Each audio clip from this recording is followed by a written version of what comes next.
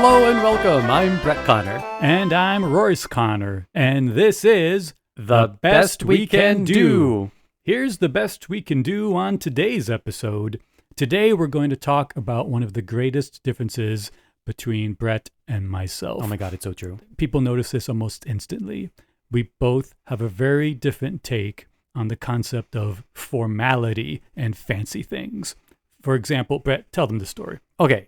So this, I think, really captures it all. So we're going to go back in time a little bit. Let's go back in time. Let's do that. College graduation. Yes, we went to college. There's no evidence of that. Really, I don't even know where my diploma is, literally. I have no idea where it is. It's in my basement somewhere. Anyway. Where you keep the hookers? They're beneath the floor, Oh. covered in cement. But we're graduating, and we have an absolutely wonderful, beautiful aunt and uncle who came to our respective graduations. They were about a week apart. Mm-hmm. And they offered us the exact same deal. We will take you to dinner anywhere you want. So, all right, I'm going to school in Boston. Here's where I want to go. I want to go to Maison Robert. Oh, it just sounds awful. Oh, that's wonderful. It was just the epitome of high French cuisine in Boston at the time. I'd always wanted to go there, could never afford it. Even now I couldn't afford it, I don't think. Not that it's still in business. But anyway, when I was given this gift of anywhere I wanted, that's what I chose.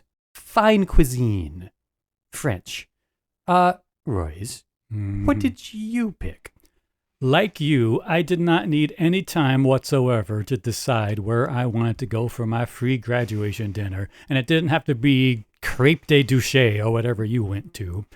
I went to the Bugaboo Creek Steakhouse, which was a small chain of steakhouses in, I think, the Northeast at the time, where their big shtick was kind of like in this rainforest cafe kind of way. They have this place designed as if it were some French-Canadian hunting lodge where it was all log cabin-esque, and you ordered steaks, and all around the room, the only decoration they had were these fake heads of animals as if they'd been hunted, including this giant buffalo head that not just hung on the wall like the other animals, but this one had this animatronic thing where it could sing and talk. And throughout the entire meal, this thing would just sing and talk. And it was the silliest, stupidest place. Now, our aunt and uncle, lovely, lovely people, are very much used to the kind of world Brett took them to. Fancy Maison Robert du doigt. Ugh, God awful. I don't think they've stepped foot in a place anywhere near the Bugaboo Creek Steakhouse, maybe ever in their entire lives. I'll tell you, to this day, they do not talk about the French restaurant you took them to in the 90s, but they still talk about the Bugaboo Creek Steakhouse, which is why I feel it is superior. Okay, so if anyone listening has ever tried to dine under a singing bison, It is a buffalo, not a bison. It's very difficult to do. It's how can anyone feel comfortable in the presence of singing bison? How can anyone feel comfortable eating escargot, which I am sure tastes like toad testicles? I wouldn't know. Maybe you do. I'd rather have the toad testicles, thank you. Well, they're all yours. But here's the point. Each of us, given this option, had about 0 brain cells required to make our choice. It was instantly clear to each of us exactly where we wanted to go. I wanted high-end. He wanted the dining equivalent of the fish flapping on your wall singing "Don't Worry, Be Happy." Bad taste and kitsch. That's what you seem to gravitate towards. I don't think of it as, certainly it is bad taste and kitschy, but it's just what I like. It's simple. I like simple things. I do not like to do anything fancy or formal. I don't like fancy and formal weddings. I don't like dressing up. I don't like having to give fancy formal speeches.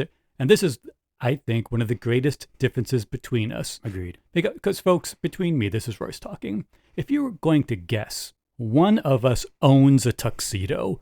I bet you have a pretty good idea who that is right now. And he has owned it, by the way, since you were how old? In my 20s. Now, just for the record, the tuxedo I bought in my 20s does not fit anymore. I've had to replace it with a larger tuxedo to accommodate my current state. How many tuxedos have you purchased in your lifetime? 2. Oh, I've owned 2 tuxedos. I rented one tuxedo once, of course, for senior prom, and I hated it then. You know, here's the thing I find. It's getting prepared for this session. I was thinking a lot about, well, what does fancy mean? And use an adjective you use called simplicity. I don't think fancy is necessarily the opposite of simplicity. I think you can be very simple and very fancy. Ugh. Listen to the way you talk. I'm going to barf right now. Oh, God, you're beyond all hope. Anyway, I do tend to gravitate towards the nicer things. Nicer, fine by my definition of it.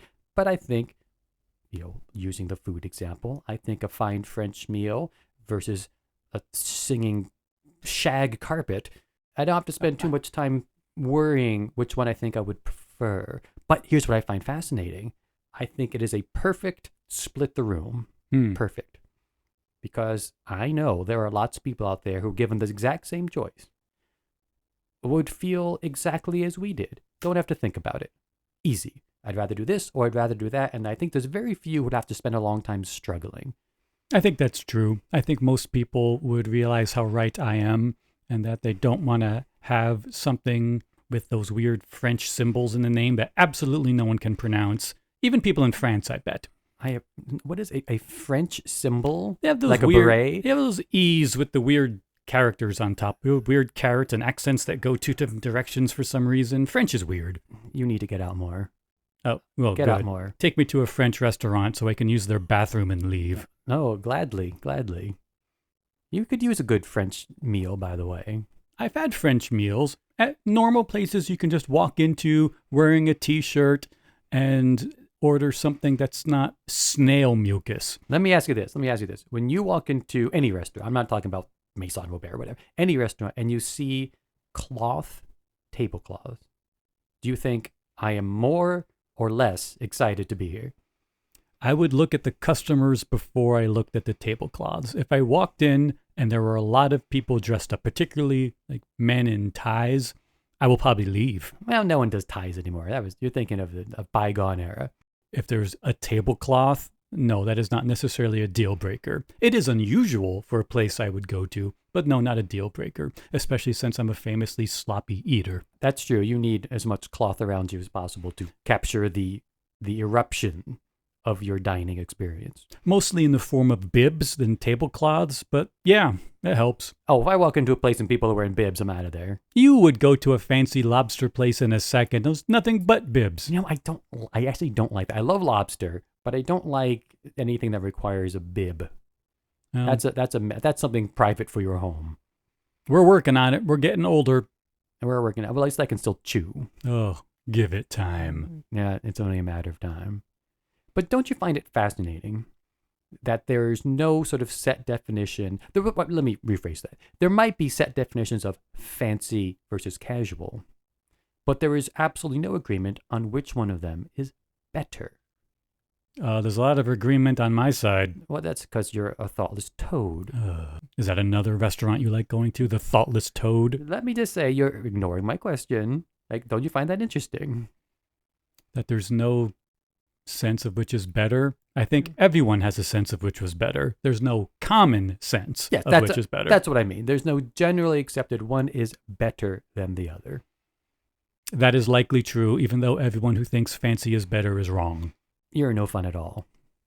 Not in the least. So, Because I find it fascinating. I find it absolutely fascinating. First, in this little micro conversation, that you and I have 2 twin brothers who come from pretty much exactly the same background and had very, very, very, very similar lives, have diametrically opposed opinions on this.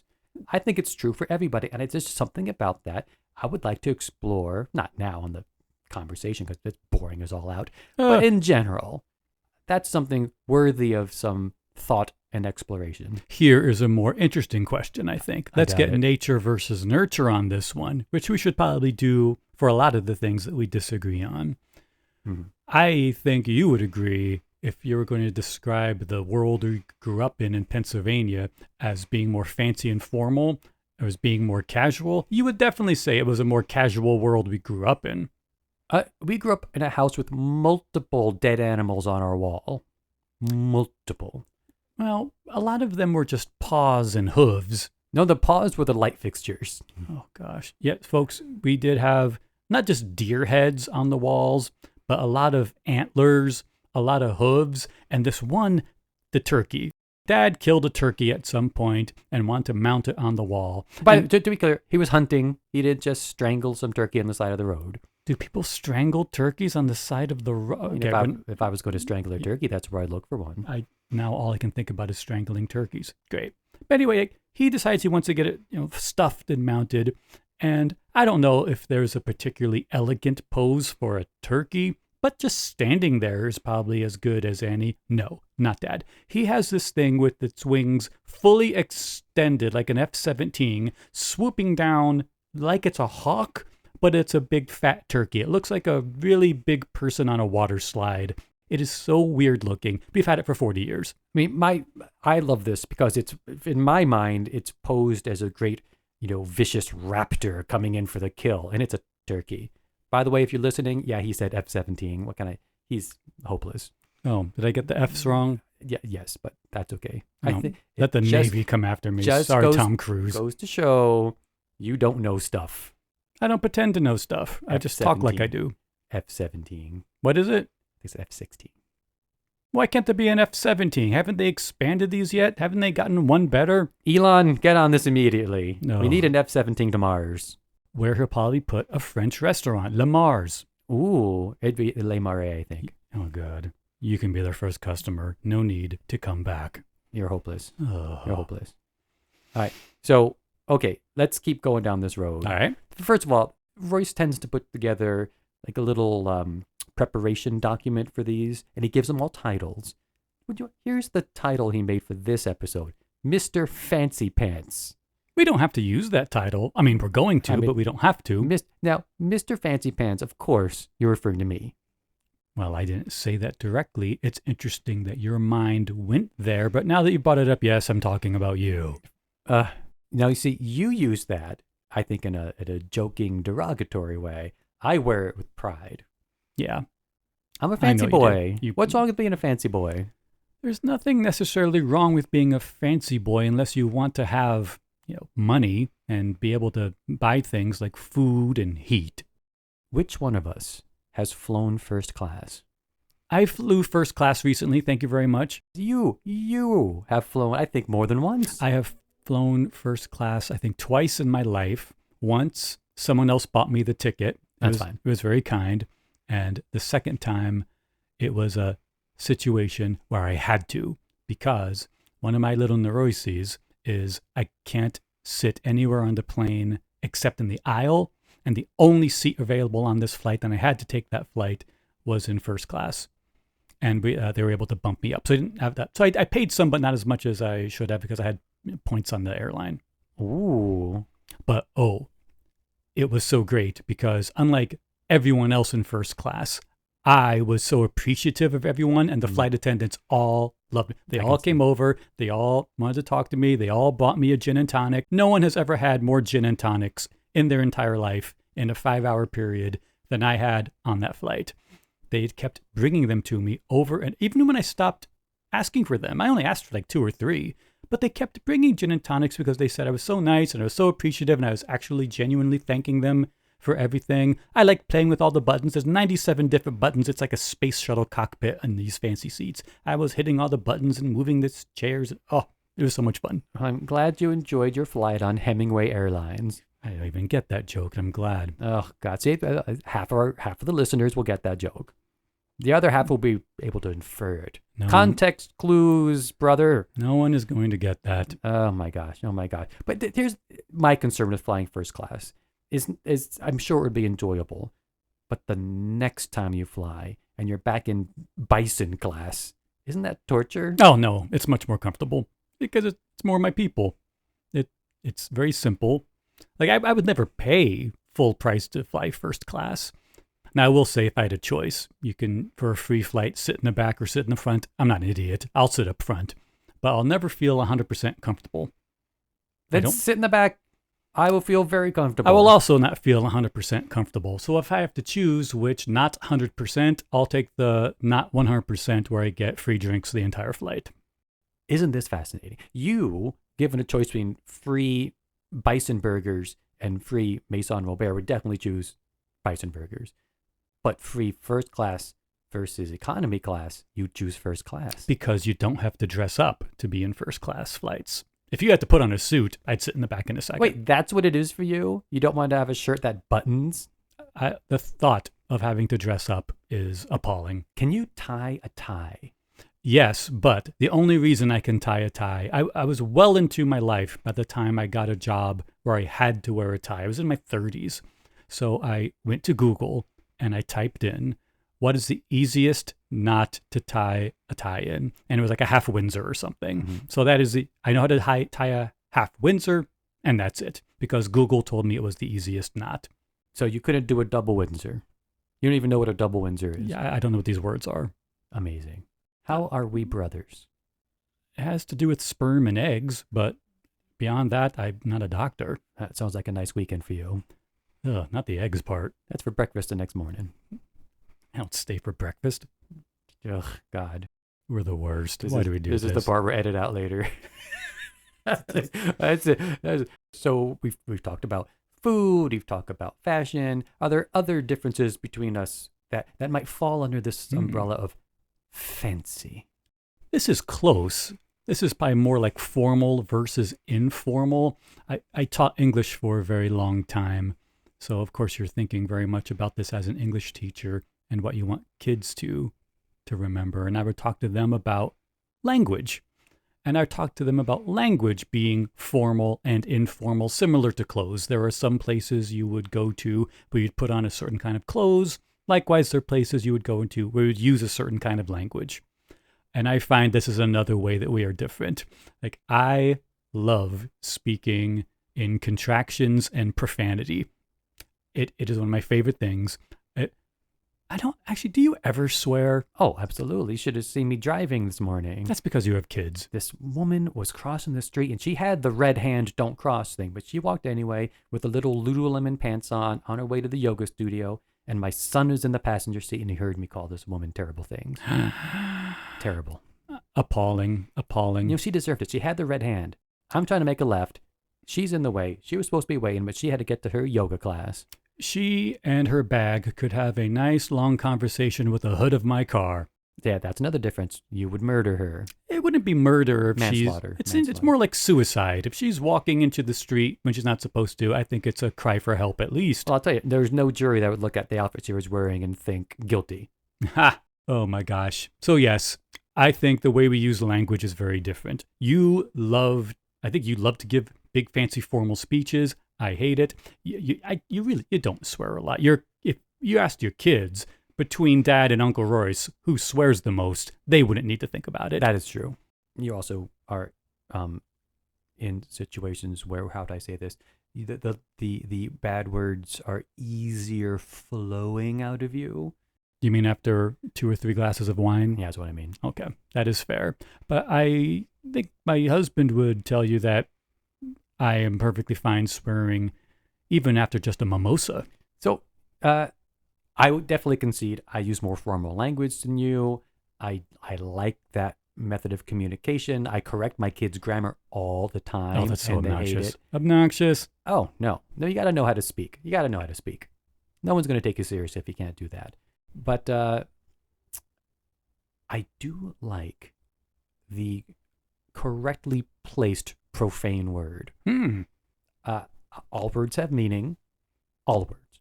And I think if you mean someone is an effing a-hole, say it, if that's what they are. I agree, but that's really no way to talk about your children.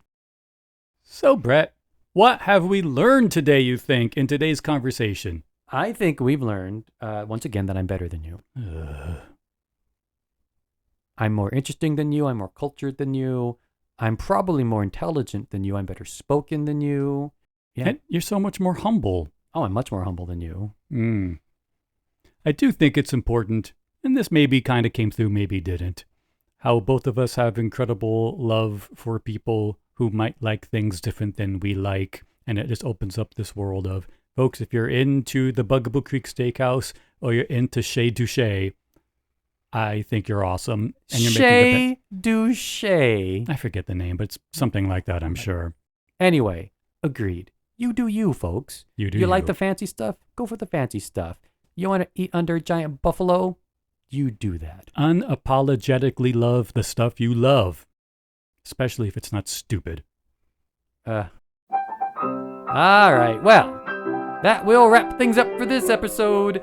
Thanks to our theme composer, Seth Weinstein. And thank you, besties, for spending time with us today. We know you're doing your best out there. We can't wait to see you again soon. Like and subscribe so we can stay in touch. You can follow us on Facebook, on YouTube, on Instagram, on X, and Blue Sky, whatever you want. Find those links, other info, and email us at www.thebestwecando.com. For now, I'm Brett Connor. And I'm Royce Connor. Next time we'll try to do better. But for now, this is The Best We Can Do. Bye-bye. Bye.